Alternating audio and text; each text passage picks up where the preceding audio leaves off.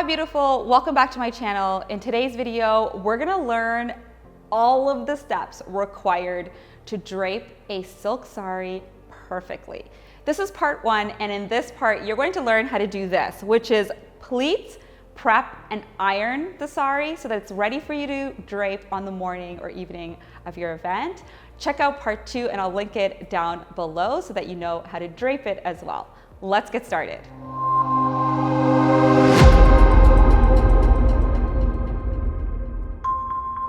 All right, so I'm going to start off with the sari face up, and I've already steamed it.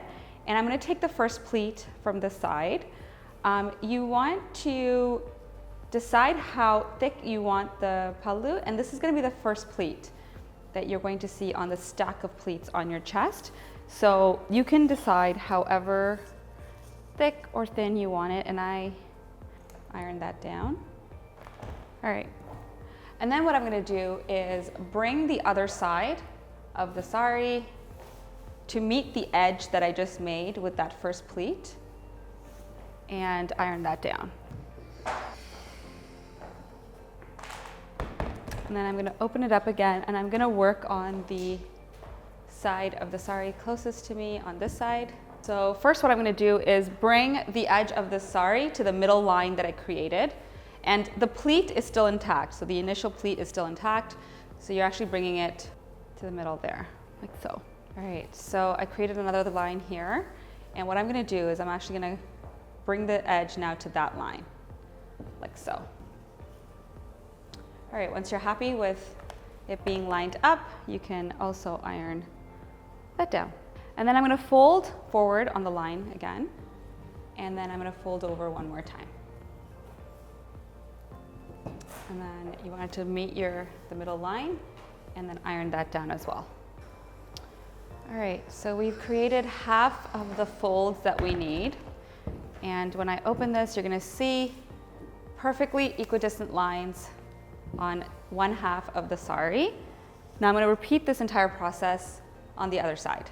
So you're gonna start from the other edge, the opposite edge of where you put your pallu pleat. This is going to be the bottom pleat. So all I'm gonna do is pick up the sari and fold forward on the line that I created before.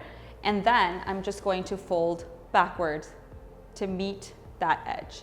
And then once you're happy with that edge being lined up with the folded edge, you're just gonna iron it down. And congratulations, you just made your first pleat. And I'm just going to repeat that. So now there's this fold that I made before. I'm gonna pick up all of the sari, and I'm gonna fold forward on that fold and then fold back. And this is our second pleat. And then once you're happy, again, iron it all down. All right, so again, there's the fold. I'm going to pick up all of the sari with the pleats and create the next one. Fold forward, and then bring all of the stack of pleats backwards to meet the edge. Okay, and then you just repeat that for the rest of the sari.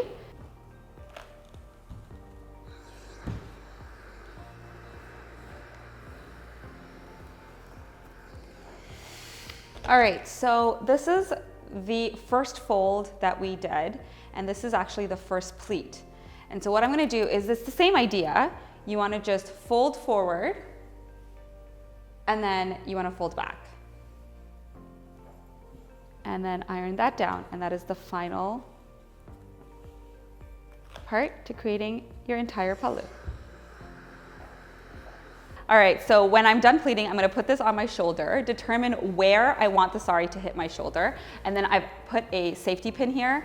It's going to help with two parts of the drape. So one, when I go to do my chest pleats, it's gonna allow the sari to stay together as I fan out the sari.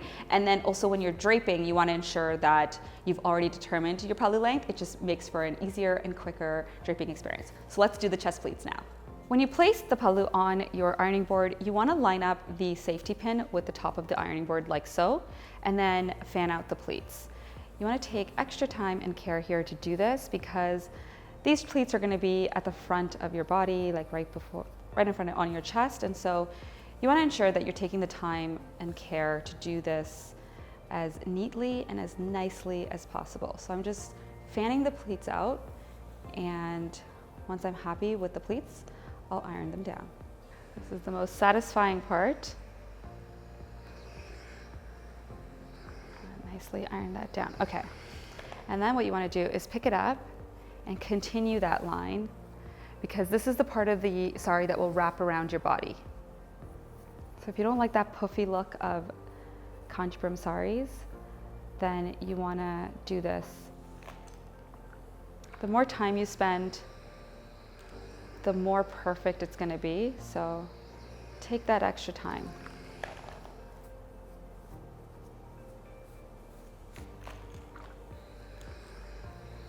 And towards the end, you don't want to press down too hard, because you want it to be crisp lines and then to kind of falling out and being softer lines. And now we're ready to drape. Once you're done pleating and prepping and getting those perfect chest pleats, you want to preserve them.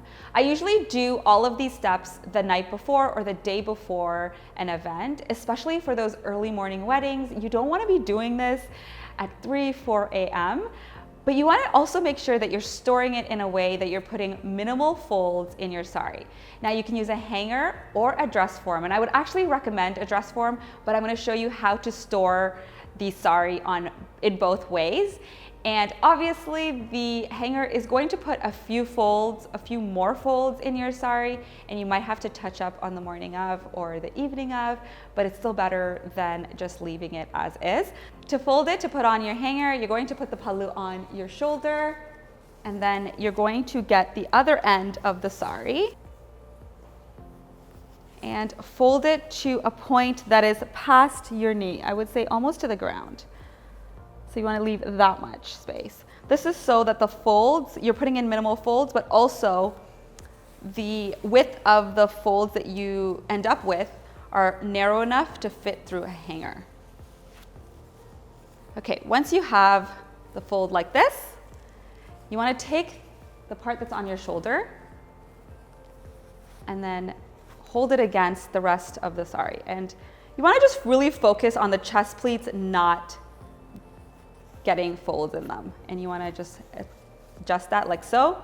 And then I'm going to take my hanger and weave it through. It's a little tricky to do it in midair.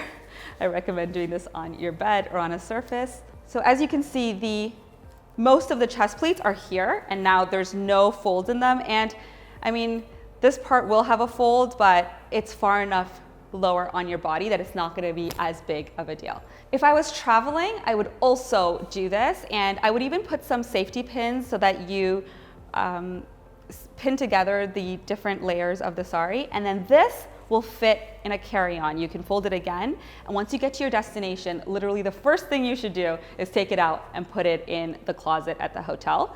Now let's put it on the dress form. So to put it on the dress form, what you're going to do is, again, start with the pallu. So you're going to put the shoulder pleat pin, and you're going to line it up with the shoulder of the dress form. And then again, fan out the chest pleats so they're nice and neat, and you're not going to lose any of the pleats. And then come to the other end of the sari, and pretty much the same way you did it for the hanger, you're going to make folds. The good thing about the dress form is that your folds can be as wide as you need them to be, and I would actually recommend not doing too many folds because you're just going to pin it to the back of the dress form. And once I have that, I'm going to turn it around, line up the pleats nicely, and then you're going to pin it to the back of the mannequin or the dress form. And there you go. The most important part of the sari that you spent time and effort prepping is going to stay intact. There's going to be no folds, and when it comes time to drape your sari, it's going to be ready to go. And that's it. I hope that was helpful. I really like taking the time to prep and pleat my sari far in advance of the event so that I'm not scrambling on the morning of, and I can just focus on draping the sari. If you haven't already, check out part 2, and I'll see you in a future video.